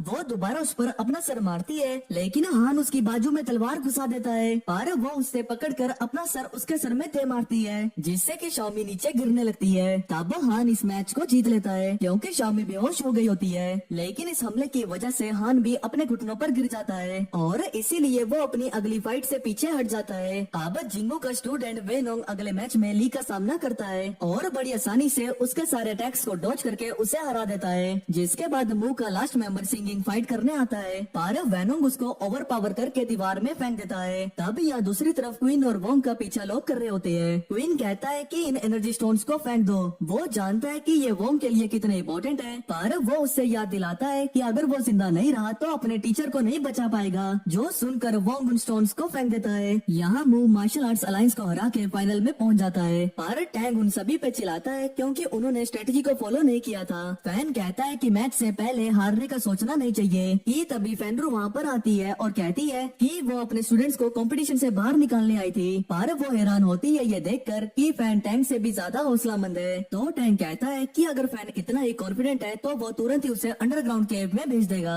तब स्टूडेंट टैंग से पूछते हैं कि फाइनल्स में कौन से 3 स्टूडेंट्स लड़ेंगे पर टैंग बोलता है कि फैन डिसाइड करेगा क्योंकि वो टीम का कैप्टन है। तब फैन एक स्टूडेंट जिन को सिलेक्ट करता है और सोचता है कि अगर वो लड़ेगा तो उनको फायदा होगा क्योंकि ओपोनेंट्स ने उसे अभी तक फाइट करते हुए नहीं देखा। तब यूनी मेंशन करती है कि उसने भी अभी तक पार्टिसिपेट नहीं किया है पर उसका मेंटोर कहता है कि वो बहुत नाजुक है और वो अभी अच्छे से फाइट नहीं कर पाएगी इसीलिए वो बस सपोर्ट करे। लेकिन फैन उसे भी सिलेक्ट कर लेता है। तब इंटरनेट पर लोग वोट कर रहे होते हैं कि फाइनल्स में कौन जीतेगा और मुंह की स्पोर्ट बिल्कुल 0 हो जाती है। अब पहला मैच जिन और जिंगो के स्टूडेंट गुआंग के बीच में होता है। मैच शुरू होता ही जिन सीधा उसके ऊपर रश करता है बिल्कुल एक फ्री फायर के नूब की तरह। गुआंग उसके अटैक को रोकने के लिए रेडी होता है पर जिन उसके पैरों के नीचे से स्लाइड करके पीछे से अटैक करता है और उसके बाजू को इंजर्ड कर देता है। तब गुआंग अपने बाजू को एनर्जी से कवर करके अटैक करता है और जिन हवा में जंप करके उसको जमीन पर स्मैश करने की कोशिश करता है पर गुआंग उसकी बाजू को पकड़ के घुमाने लगता है। तब जिन अपने ग्लव्स निकाल कर बचने की कोशिश करता है और उन्हें ब्लास्ट कर देता है। ऑडियंस सोचती है कि ये मैच यहीं खत्म हो गया पर गुआंग अचानक से उसके पेट में पंच मार देता है और उसे दीवार से टकरा देता है। तब यूनी स्टेज पर आती है और गुआंग से कहती है कि वो हार मान ले क्योंकि वो इंजर्ड है पर गुआंग ये सुनकर गुस्सा हो जाता है और उस पर एनर्जी अटैक करता है जिससे यूनी बेहोश हो जाती है। तब गुआंग भी ग्राउंड पर गिर जाता है। अब जैसे ही विनर अनाउंस होने ही वाला होता है कि तभी यूनी अचानक से रिकवर करती है क्योंकि उसने फाइट से पहले रिवाइटलाइजिंग पिल ली थी।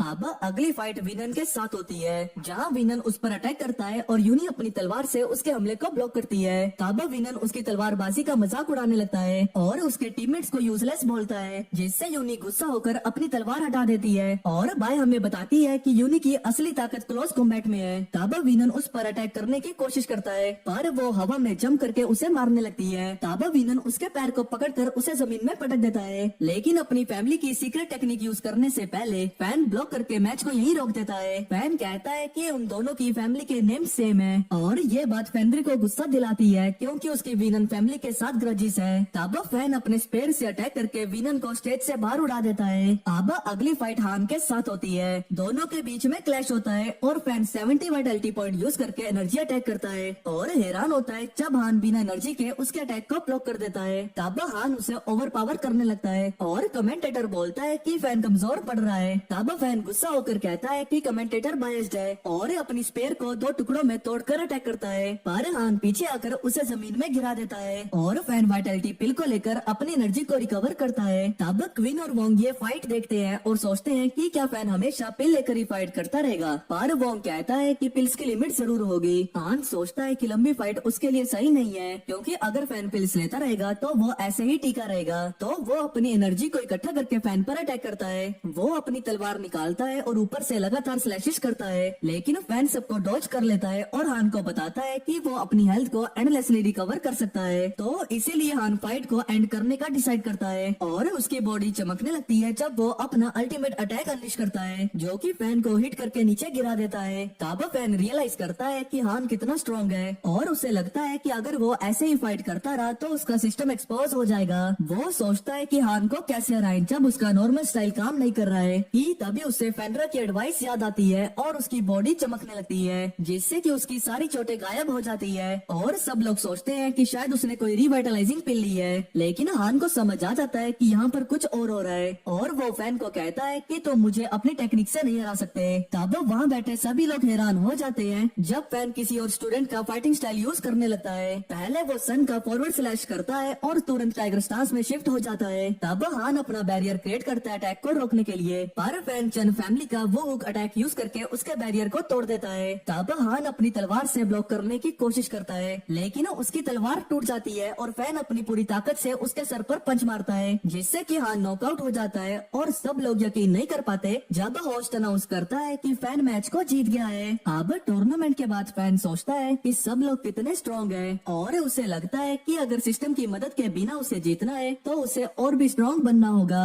जिसके बाद वो सभी को यूनिवर्सिटी दिखाता है और सब सरप्राइज्ड हो जाते हैं कि ये कितनी बड़ी है। तब यंग बताता है कि वो एक ऐसे कमरे में रहता है जहाँ पर 8 लोग रहते हैं। तब डॉली को एक इन्वेस्टर का कॉल आता है और उसके जाने से पहले फैन कहता है कि जब डॉली उसका नाम यूज करके पैसे कमा रहा है तो उसे भी उसकी कंपनी के प्रॉफिट का कुछ हिस्सा चाहिए। इसके बाद लू और बाकी की टीम फैन से मिलते हैं और फैन उनसे उनकी इंजरीज के बारे में पूछता है। लू कहता है कि टूर्नामेंट जीतने के बाद स्कूल ने उनका अच्छा ख्याल रखा और रिसोर्सेज दिए। इसके बाद सभी लोग वेकेशन के लिए घर जा रहे होते हैं और सोचते हैं कि जब वापस मिलेंगे तो फर्स्ट रैंक में कौन होगा। अब जब फैन और बाकी लोग घर पहुंचते हैं तो वो बताता है कि फर्स्ट रैंक की रैंकिंग्स पब्लिश हो गई है। पर रैंकिंग देखकर सब लोग हैरान हो जाते हैं कि फैन सिर्फ नंबर 6 पर है। फैन को यह देख हैरानी नहीं होती क्योंकि हजारों लोग फर्स्ट रैंक में हैं और उससे फर्क नहीं पड़ता क्योंकि वो पहले ही सेकंड रैंक में पहुंच चुका है। तब सोचते हैं कि वो जल्दी ही वोंग के बराबर पहुंच जाएगा। पर फैन कहता है कि वोंग 3rd टियर के टॉप पर है और शायद कुछ दिनों में 4th टियर तक पहुंच जाएगा।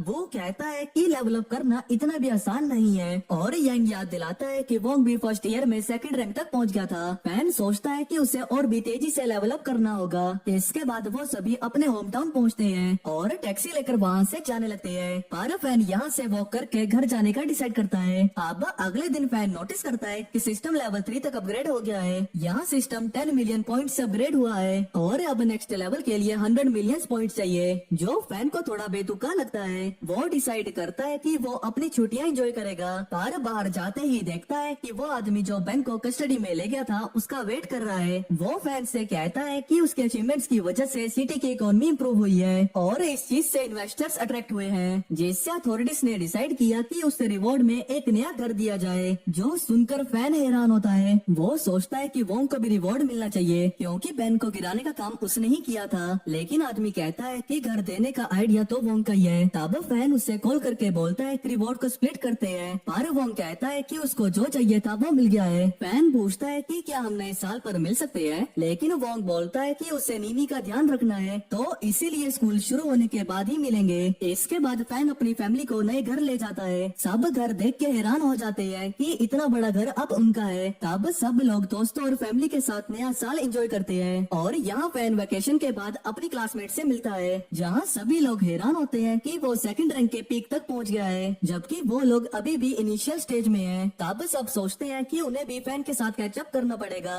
ये तभी उसे वू का कॉल आता है कि उसे नान वू एक जगह पर बुलाता है, जिसके बाद वो नेंजिंग यूनिवर्सिटी पहुँचते हैं जहाँ वो उनका स्वागत करता है और फैन की इम्प्रूवमेंट देख के इम्प्रेस होता है। वो कहता है कि जब फैन ने मुंह के सीनियर्स को हराया था तब उन्हें भी स्ट्रॉन्ग बनने की मोटिवेशन मिली थी। वो चाहता है कि फैन और उसके दोस्त उसके स्कूल के स्टूडेंट्स को हराए ताकि उनमें भी स्ट्रॉन्ग बनने की आग जाग सके। वो कहता है कि अगर फैन का ग्रुप जीता तो हर एक को 3 सेकंड टायर वाइटलिटी पिल्स मिलेंगे, लेकिन सबको लगता है कि ये रिवॉर्ड थोड़ा कम है। तो वो समझाता है कि स्कूल के रिसोर्सेज लिमिटेड हैं, जिस पर सभी लोग एग्री कर लेते हैं। पर फैन थोड़ा हिचकिचाता है क्योंकि उसे लगता है कि शायद कोई इंजर्ड हो सकता है। तब फैन टैंक को कॉल करके सिचुएशन बताता है और 50 second tier life saving pills मांगता है, जिस पर टैंक गुस्सा हो जाता है। वो डांटते हुए बस थोड़ी सी पिल्स देता है और कहते हैं कि ध्यान तुम्हारी सेफ्टी के लिए आएंगे। लड़ेंगे। जिसके बाद फैन डिसाइड करता है कि सिर्फ 5 लोग लड़ेंगे। वो सिंगिंग और यूनी से पूछता है कि कौन फाइट करेगा, जिस पर सिंगिंग कहता है कि यूनी को सिलेक्ट करते हैं क्योंकि उसने अभी सेकंड रैंक को अचीव किया है। पर यूनी फैन के चेहरे को देखकर गुस्सा हो जाती है और कहती है कि वो इतनी भी यूजलेस नहीं है जितना कि सब सोचते हैं। कि तभी बाय वहाँ कर उसे अपनी असली स्ट्रेंथ दिखाने को कहती है। वो फैन को एलिक्सर और उनके वेपन्स देती है और बताती है कि ध्यान गवर्नर टिंगमैन के ऑफिस में है। इधर नैनजिन के स्टूडेंट्स फाइट को हल्के में लेते हैं, पर वोंग उन्हें डांट कर कहता है कि तुम लोगों का राइट नहीं है दूसरों को अंडर एस्टिमेट करने का।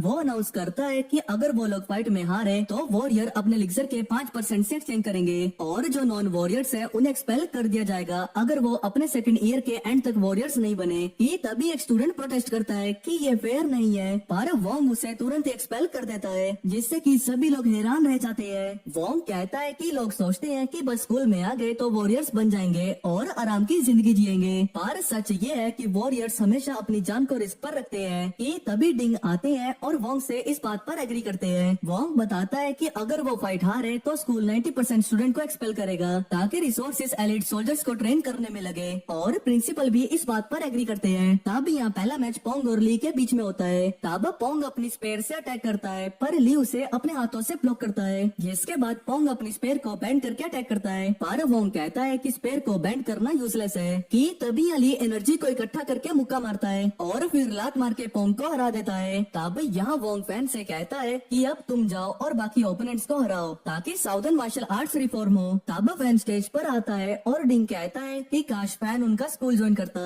क्योंकि अंडरग्राउंड लेयर जल्दी ही ओपन हो सकती है, पर वोंग कहता है कि वो हमारी मदद करेगा। तब एक लड़की लैन उससे फाइट करने आती है, पर फैन हंसते हुए कहता है क्या तुम्हारे पेरेंट्स की तुमसे कोई दुश्मनी है जो इतना बेकार नाम दिया। जो सुनकर लैन गुस्सा होकर अटैक करती है, पर फैन बस डॉज करता है और उसको टीज करता रहता है। तब लैन उसको इधर उधर भागने से मना करती है। कि तभी फैन उसके पेट में हाथ मार के उसे गिरा देता है और कहता है कि तुम मेरा सामना करने के लिए बहुत कमजोर हो। इसके बाद अगला ओपोनेंट आता है, पर फैन उसका नाम सुनने से पहले ही बोलता है कि मैं तुम्हारा नाम याद नहीं रखूंगा क्योंकि तुम कमजोर हो, जिससे कि सब गुस्सा हो जाते हैं। पर फैन तुरंत ही उसे हरा देता है। सबको लगता है कि वो आसानी से जीत जाएगा, पर प्रिंसिपल कहते हैं कि इतना भी आसान नहीं होगा क्योंकि अब अगला फाइटर गु है और फैन रियलाइज करता है कि गु बाकी ओपोनेंट से स्ट्रॉन्ग है। तब फैन अपना वेपन साइड में रख देता है और मुक्कों से फाइट करना शुरू करता है। दोनों के पंचेस की वजह से फैन के हाथों में खून बहने लगता है, लेकिन वो अटैक करते रहता है। कि तब गु डिफेंसिव स्टांस में एनर्जी सेव करता है और फैन हवा में उड़कर उसे एक लात मारता है, जिसको कि गु डॉज करके काउंटर करता है, लेकिन फैन किसी तरह उससे बच जाता है। तब गु अपनी एनर्जी को बचाकर फैन को कंफ्यूज करता है और यहाँ सभी लोगों को याद आता है कि गु सेकंड टियर की रैंकिंग में 24th है। वोंग बताता है कि मार्शल आर्टिस्ट बनने के बाद गु ने आर्मी की ट्रेनिंग ली है तो इसीलिए उसका कॉम्बैट एक्सपीरियंस ज्यादा है। वोंग सोचता है कि फैन ने सेकंड टियर का पिक इतनी जल्दी अचीव कर लिया कि वो इतने में ही खुश है। तब यहाँ गु अपना फाइनल अटैक करता है, जिससे कि फैन रोकने की कोशिश करता है पर जख्मी हो जाता है। तब यहाँ स्टूडेंट्स गु के लिए चीयर करने लगते हैं, पर फैन वापस उठता है और उसे लात मारने की कोशिश करता है, लेकिन इस बीच उसके भी पेट में मुक्का लगता है। कि उसी वक्त फैन गियो का हाथ पकड़कर एक दूसरे पर मुक्के बरसाते हैं। तब डिंगनान सोचते हैं कि फैन इतनी देर तक कैसे लड़ रहा है। वांग कहते हैं कि वो मुंह का बेस्ट फाइटर नहीं बन पाता अगर उसके दिल में फाइटिंग स्पिरिट नहीं होती। सभी लोग ये फाइट देखकर हैरान होते हैं। वांग कहते हैं कि इस फाइट को ड्रॉ कर दो वरना कोई सीरियसली हर्ट हो जाएगा, पर डिंगनान कहते हैं कि थोड़ा और वेट करो।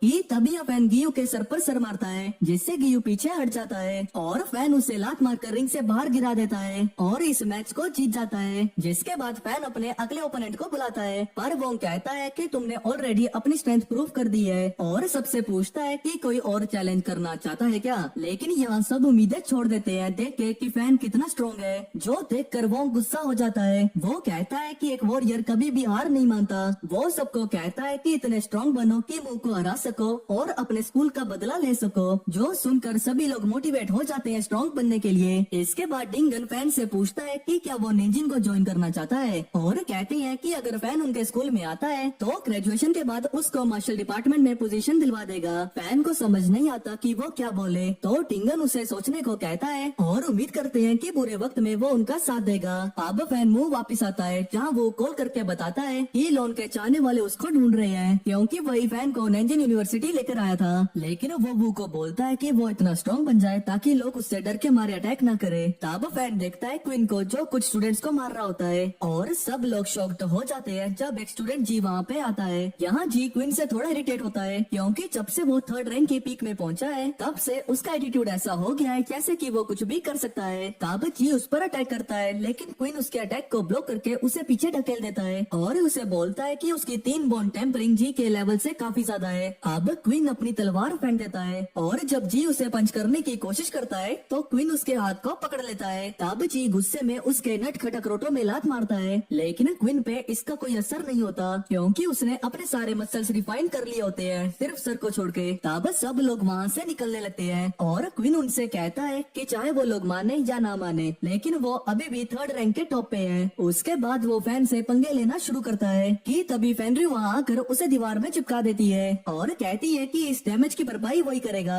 जिसके बाद वो फैन को अपने साथ चलने को कहती है। जिसके बाद फेनरी फैन को एक एनर्जी रूम में ले आती है जहाँ वो एक्सप्लेन करती है कि फर्स्ट और सेकंड रैंक के वॉरियर्स अपने लिम्स को इंडिविजुअली रिफाइन करते हैं इसीलिए उन्हें यूनिफाई किया जाता है। लेकिन वो बताती है कि थर्ड रैंक थोड़ा अलग होता है क्योंकि उसके लिए पूरी स्पाइनल कॉर्ड को रिफाइन करना पड़ता है ताकि असली स्ट्रेंथ को बाहर निकाल सके। फैन सोचता है कि यही वो रास्ता है पीक तक पहुंचने का लेकिन फेनरी बताती है कि स्पाइनल कॉर्ड को रिफाइन करने के लिए स्किन, टेंडन और फ्लैश को भी रिफाइन करना पड़ेगा। जिसके बाद वो उसे ट्रेनिंग रूम को 5 घंटे के लिए खोलने को कहती है। पर फैन हैरान हो जाता है जब एडमिनिस्ट्रेटर उसे 50 क्रेडिट पे करने को कहता है। जिसके बाद फैन ट्रेनिंग रूम में खुद को कल्टीवेट करने के लिए चला जाता है और फेनरू उसे वार्न करती है कि अपने स्पाइन के चैनल्स को रैंडमली कनेक्ट मत करे। लेकिन अचानक ही वो जोर से चीखता है और उसकी बॉडी ग्लो करने लगती है। तब फेनरा ये देखकर शॉक्ड हो जाती है और सोचती है कि ये तो एक मास्टर के लेवल का बनने वाला है। अब यहाँ फैन 3rd टियर तक पहुँच जाता है और फेनरा से कहता है कि उसे 10 3rd टियर वाइटैलिटी पिल्स दे दे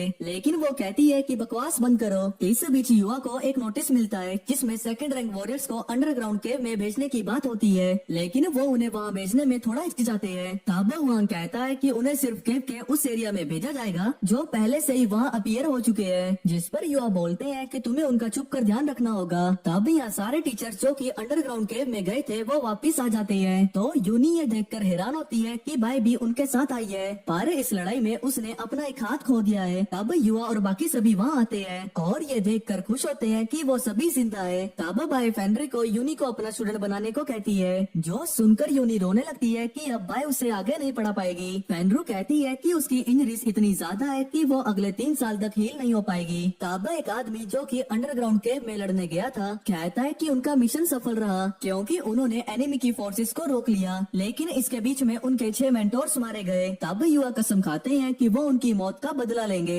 फैन सोचता है कि ये केव्स क्या है। तब सब मेंटोर्स के लिए फ्यूनरल होती है और उसके बाद भाई सबको समझाती है कि ये अंडरग्राउंड केव्स बहुत पुराने समय से एग्जिस्ट करती है। पहली केव 1303 में डिस्कवर हुई थी और फैन सोचता है कि लोगों ने इसका इंटरेस्ट कैसे ढूंढा तो वो बताती है कि ये पूरी तरह से एक एक्सीडेंट था। वो बताती है कि जब अंडरग्राउंड क्रिएचर्स को हमारे वर्ल्ड के बारे में पता चला तो उन्होंने पोर्टल के थ्रू आने की कोशिश की और हमें पता चलता है कि वहाँ जो क्रिएचर्स हैं वो 9th टियर से भी ऊपर है तो अगर वो इस वर्ल्ड में आ गए तो इंसानियत खतरे में पड़ सकती है। लेकिन फैन सोचता है कि कैसे इंसान इतनी आसानी से इन पोर्टल्स के थ्रू जा सकते हैं। जिस पर भाई कहती है कि ये यूनिवर्स का वीक लोगों को कंपनसेट करने का तरीका है। वो बताती है कि स्पेशल बैरियर अब इतना वीक हो गया है कि अब एक 3rd रैंक इंसान भी उसे तोड़ सकता है। फिर वो बताती है कि इस केव की 22 एंट्रेंस है और वो मुंह की अंडरग्राउंड केव का मैप निकालती है। लेकिन फैन ये देखकर शॉक्ड हो जाता है कि ये कितना बड़ा है क्योंकि मैप पर 13 सिटीज बनी होती है। बाय बताती है कि एक मास्टर लेवल एक्सपर्ट ने केव के ईस्ट में 3000 किलोमीटर तक एक्सप्लोर किया है लेकिन अभी तक उन्हें कोई और एंट्रेंस नहीं मिला और वहाँ मौजूद क्रिएचर्स की गिनती भी ह्यूमन से ज्यादा होगी। वो ये भी कहती है कि वहाँ के रिसोर्सेज भी ह्यूमन के पास जो रिसोर्सेज है उनसे ज्यादा है तो वहाँ जो क्रिएचर्स रहते हैं वो भी ह्यूमन से ज्यादा पावरफुल है। उसके बाद भाई यूनी को फेनरू के पास छोड़ देती है जो उस पर चिल्लाती है क्योंकि भले ही यूनी बहुत टैलेंटेड है पर फिर भी वो सिर्फ 2nd टियर के मिड लेवल तक ही पहुंची है। तब फेनरू उससे उसकी फैमिली के पास वापस जाने को कहती है जिसके बाद फैन उसका मूड हल्का करने की कोशिश करता है लेकिन वो उस पर भी चिल्ला देती है। फैन बताता है कि उसके क्रेडिट्स खत्म हो गए हैं और उसकी फैमिली अमीर नहीं है जिस वजह से उसकी प्रोग्रेस स्लो हो गई है। तब फेनरू उसके साथ एक डील करती है। वो कहती है कि वो उसे रिसोर्सेज देगी पर बदले में उसे एक लेटर डिलीवर करना होगा और एक इंसान का ध्यान रखना होगा जिस वजह से फैन तुरंत ही मान जाता है। फिर वो उसे एक लेटर और उस इंसान की फोटो देती है।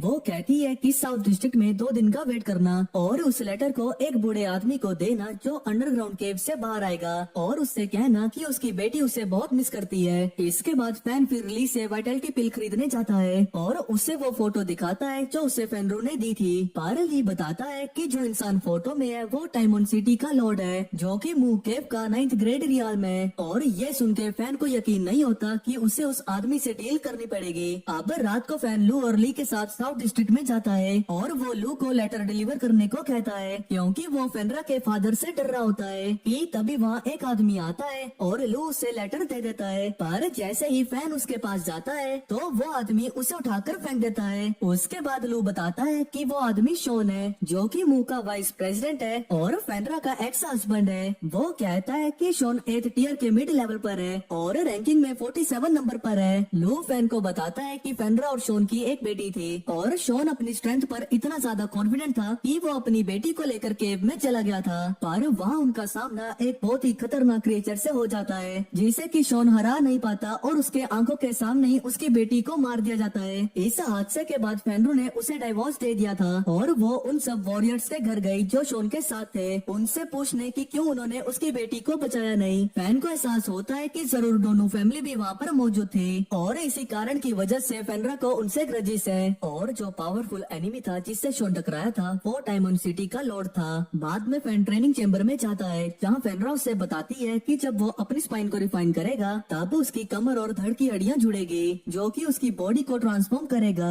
इस प्रोसेस के लिए उसे बहुत सारी वाइटल एनर्जी को इकट्ठा करके अपनी बॉडी को रिफाइन करना होगा। और फेनरा उससे कहती है कि ये उसके अगले टीएम में बढ़ने का चांस है। तब शॉन और हुआंग भी वहाँ पर आते हैं क्योंकि शॉन देखना चाहता है कि फैन की ट्रेनिंग कैसी चल रही है और वो ये देखकर हैरान हो जाता है जब फैन अपनी मेंटल एनर्जी से एनर्जी पार्टिकल्स को पकड़ रहा है। हुआंग सोचता है कि फैन ने अपनी बैक रिफाइन करने में बहुत ज्यादा एनर्जी यूज कर ली है जिसके लिए उसके पास अगले लेवल पर जाने के लिए एनर्जी नहीं बचेगी। लेकिन तभी सब लोग शॉक्ड हो जाते हैं जब वो 3rd टियर के लेवल तक पहुंच जाता है जो देखकर सभी लोग समझ जाते हैं कि वो अलग ही लेवल का बंदा है। अब अगले दिन फैन रू फैंस को नए मूव सिखाना शुरू करती है और उसके बाद फैन ली के पास जाता है और उससे पूछता है कि वो अंडरग्राउंड क्रिएचर से बात कैसे कर सकता है क्योंकि उसे उनकी लैंग्वेज नहीं आती है। ली बताता है कि अंडरग्राउंड क्रिएचर उनसे कम्युनिकेट नहीं कर सकते तो फैन मजाक में कहता है कि वो बस उन्हें इंसल्ट करना सीखना चाहता है। इसके बाद युवा और मेंटोर स्टूडेंट्स को अंडरग्राउंड केव मिशन पर भेजने के लिए इकट्ठा होते हैं। तब युवा एक मोटिवेशनल स्पीच देकर उन सभी को केव के अंदर भेज देते हैं। अब वो लोग मिलिट्री बेस पहुंचते हैं जहां पर वो सभी हाई लेवल सिक्योरिटी को देखकर हैरान होते हैं। तब टैंग एक सोल्जर को उनका परमिट दिखाकर उनकी एंट्री करवाता है। अब वो सभी अंडरग्राउंड मिशन हॉल की तरफ बढ़ते हैं जहां टैंग बताता है कि वॉरियर्स अपने अपने रीजन के नाम के पैसेज से एंटर करते हैं। आगे बढ़ते हुए वो लोग एक बहुत बड़े लोहे के दरवाजे को देखते हैं और टैंग कहता है कि ये केव का आखिरी डिफेंस बैरियर है। यहाँ फैन ये सोचकर हैरान हो रहा होता है कि इस दरवाजे को बनाने में कितना खर्चा आया होगा।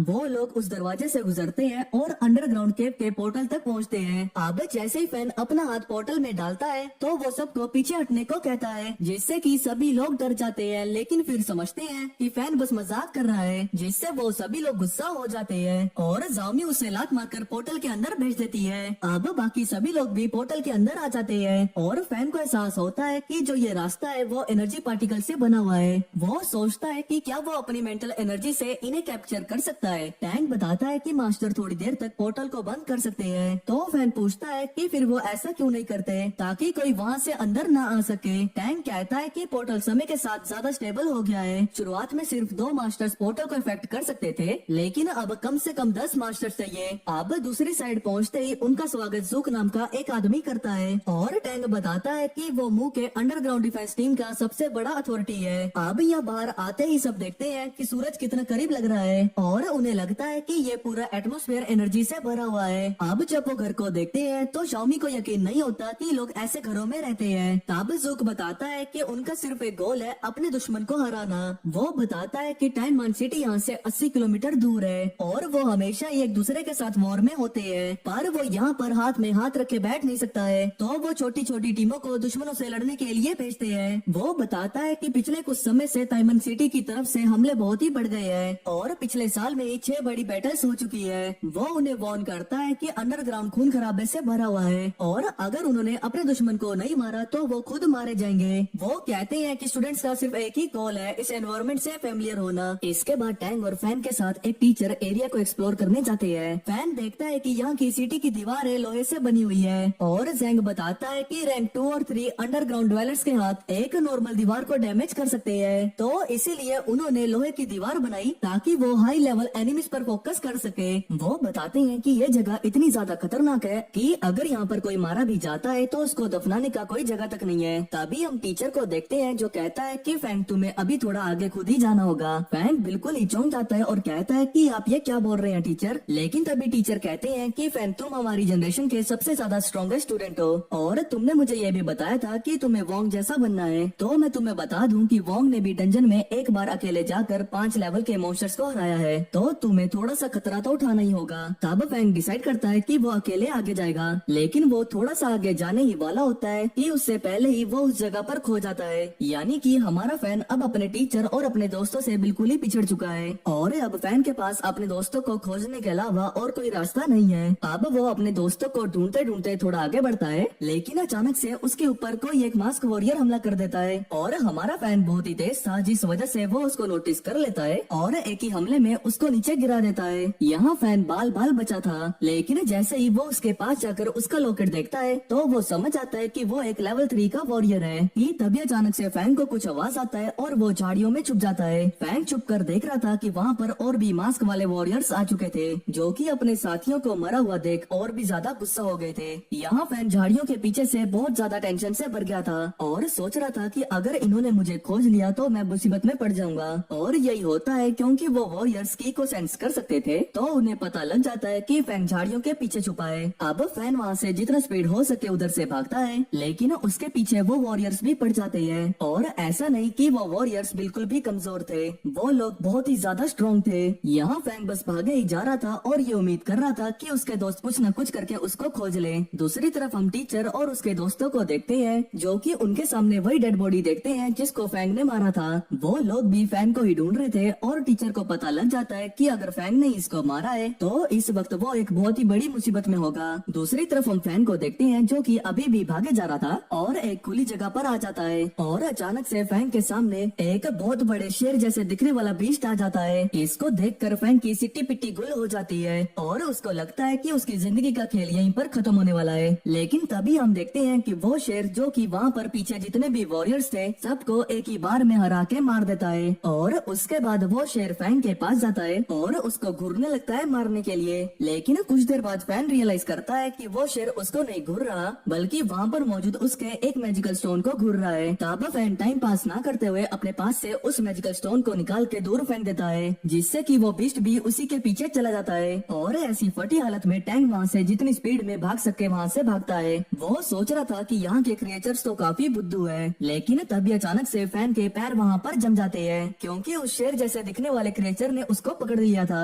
और अब वो क्रिएचर फैन को पकड़ के उसके अंदर से सारी वाइटल एनर्जी और उसकी स्ट्रेंथ को अब्सॉर्ब करने लगता है, जिससे कि धीरे धीरे फैन यहाँ पर कमजोर होने लगता है। लेकिन क्योंकि फैन के पास तो एक सिस्टम है जिस वजह से उसकी जो स्ट्रेंथ थी वो नॉर्मल बंदे से बहुत ज्यादा थी, जिस वजह से वो क्रिएचर भी काफी हैरान था कि आखिर इसकी स्ट्रेंथ खत्म क्यों नहीं हो रही। अब वो क्रिएचर को जितनी स्ट्रेंथ चाहिए थी वो उतनी स्ट्रेंथ को अब्सॉर्ब कर लेता है और जब उसका मन भर जाता है तो वो वहाँ पर सो जाता है। और फैन की अभी तक स्ट्रेंथ खत्म नहीं हुई थी क्योंकि उसके सिस्टम की वजह से उसके पास इनफाइनाइट स्ट्रेंथ थी। दूसरी तरफ क्रू का एक मेंबर जो कि फैन को ही ढूंढ रहा था और उसे पता है कि इस जंगल में एक ऐसा मॉन्स्टर है जो कि एक लेवल 8 मार्शल आर्टिस्ट से भी ऊपर है और अगर फैन पिंक के साथ उसका मुकाबला होता है तो कोई चांस ही नहीं कि वो बच सकता है। दूसरी तरफ हम फैन को देखते हैं जो कुछ देर में अपनी वाइटल एनर्जी उस शेर को दे रहा था जिस वजह से वो सोया रहे। और इसके बाद ही फैन देखता है कि कुछ वॉरियर्स जो उसका कुछ देर पहले पीछा कर रहे थे वैसे ही कुछ और वॉरियर्स उसके पास से जाते हैं और तभी फैन डिसाइड करता है कि वो इस शेर का हेल्प लेके ही उन सभी को मार देगा। तभी हम देखते हैं फैन को जो कि उस शेर का थोड़ा सा माइंड डाइवर्ट करता है और 2 मिनट के अंदर ही अंदर वो शेर उन सभी को मार देता है और फिर से वहाँ पर सोने के लिए चला जाता है। अब इसके बाद ही फैन चुपके से जाता है और उन वॉरियर्स के सारे इम्पोर्टेंट चीजों को कलेक्ट कर लेता है जिसको बेचकर वो कुछ पैसे भी कमा सकता है। कि तभी फैन वहाँ से चुपके थोड़ा सा आगे जाने का डिसाइड करता है और जैसे ही वो थोड़ा सा आगे जाता है तब फैन वहाँ पर एक बहुत ही स्ट्रेंज चीज देखता है। वहाँ झुंड में बहुत सारे क्रिएचर्स थे जो कि व्हाइट कपड़े पहने हुए थे और उनके सिर के ऊपर एक अजीब सा सिंबल बना हुआ था। फैन चुपचाप से फिर से उस शेर के पास आ जाता है और उसके पास ही बैठना प्रेफर करता है। तभी फैन अपने सिस्टम के अंदर देखता है कि क्या वो अपग्रेडेशन रोशन कर सकता है। लेवल 4 मार्शल आर्टिस्ट बनने के लिए उसे 2 मिलियन पॉइंट चाहिए और साथ ही साथ उसका सिस्टम उससे ब्लड का सेक्रीफाइस भी मांग रहा था, जिस वजह से फैन डिसाइड करता है कि अभी वो ऐसा नहीं कर सकता। कुछ देर बाद हम फैन को देखते हैं जो कि उस शेर के साथ बात करने की कोशिश करता है और उसको ये बोलता है कि अगर मैं यहाँ से चले जाता हूँ तो मैं तुमसे ये वादा करता हूँ कि इसके बाद आके मैं तुम्हें बहुत सारी स्ट्रेंथ दूंगा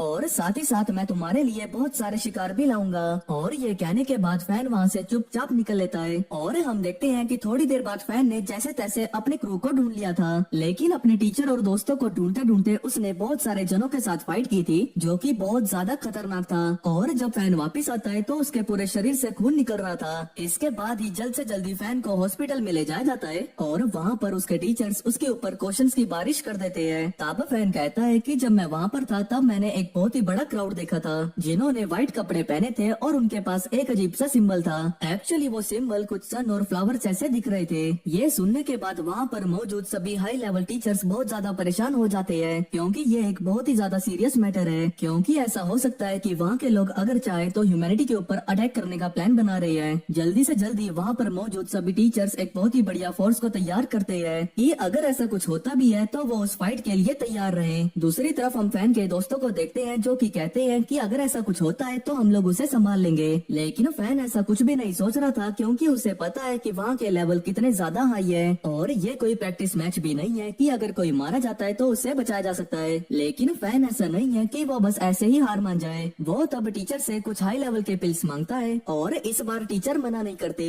उन पिल्स के साथ वो थोड़ा सा रिकवर करता है और डिसाइड करता है कि उसे कुछ भी करके वैन के लेवल तक पहुंचना होगा। ये तभी वहाँ पर एक और एलाई एक बहुत ही ज्यादा स्ट्रॉन्ग वेपन को लेके आता है जो कि फैन को मिलती है क्योंकि फैन ने अभी वहाँ पर अंदर जाके बहुत से लोगों को मारा है और वो वेपन फैन को बहुत ही हेल्प कर सकती है वहाँ पर जाकर लड़ने के लिए। दूसरी तरफ हम सोल्जर्स और टीचर्स को देखते हैं जो कि बिल्कुल रेडी हो चुके हैं अपने अपने वेपन को लेके। अगले पल हम फैन को देखते हैं जो कि अकेले बैठ के थोड़ा सा मेडिटेट कर रहा था ताकि वो अपने सिस्टम की मदद से थोड़ा रिकवर हो सके और अपनी पावर को बूस्ट कर सके। इसके बाद ही हम फैन को देखते हैं जो कि बाहर जाता है जहाँ उसको क्वीन मिलता है जो कि इस मैच के लिए बहुत ही ज्यादा एक्साइटेड था क्योंकि वो अभी लेवल 4 में पहुंचने वाला था। अब मैच में जाने से पहले सारे स्टूडेंट्स को लेके समझाया जाता है कि ये एक बहुत ही ज्यादा डेंजरस मिशन होने वाला है जहाँ सारे स्टूडेंट्स को सोल्जर्स की बात माननी होगी और उनके हिसाब से चलना होगा। और अब फाइनली वो लोग बैटलफील्ड में उतर चुके थे जहाँ सबसे एलिट सोल्जर्स ये कंफर्म करते हैं कि अभी तक उन लोगों ने सबसे ज्यादा स्ट्रॉन्गेस्ट वॉरियर्स को नहीं भेजा है। हमारे सामने जो दुश्मन है वो अभी सिर्फ 3rd लेवल या फिर 4th लेवल के ही है। अब वहाँ पर मौजूद एलिट टीचर्स ऑर्डर देते हैं कि चलो फाइट को चालू करते हैं। फाइट शुरू होते ही सभी लोग पावर रेंजर्स की तरह चमकने लगते हैं। फैन ने और लू ने मिलके अपना एक टीम बना लिया था और दोनों मिलके यहाँ पर बहुत ही अच्छा परफॉर्म कर रहे थे। धीरे धीरे वो सभी वहाँ पर मौजूद सारे दुश्मनों को मार रहे थे, लेकिन तभी वहाँ पर एक 5th लेवल का एनिमी आता है जो कि बहुत ही ज्यादा ताकतवर था। उसके आते साथ ही मानो जैसे कि पूरी सिचुएशन बिल्कुल बदल सी गई। फैन और लू ने डिसाइड किया कि वो जाके उसको खत्म करेंगे, लेकिन तभी हम क्वीन को देखते हैं जो कि बिना कुछ सोचे उसके ऊपर जंप कर देता है। कुछ देर लड़ने के बाद क्वीन अपनी बड़ी सी स्वॉर्ड उसके अंदर घुसा देता है और उसे मार डालता है। अब इस मौके का फायदा उठाते हुए वहाँ पर मौजूद सभी सोल्जर्स उनके ऊपर कैनन से हमला करते हैं जिससे कि धीरे धीरे इंसानों की टीम जीतती जा रही थी। लेकिन ये देख के कि इंसानों की टीम जीत रही है तो वहाँ से खुद 8th लेवल के मार्शल आर्टिस्ट आ जाते हैं और उनके आते साथ ही बैटलफील्ड की ऑरा बिल्कुल चेंज हो गई थी। मानो वो लोग ऐसे कह रहे थे कि तुम लोग मुझसे नहीं जीत सकते।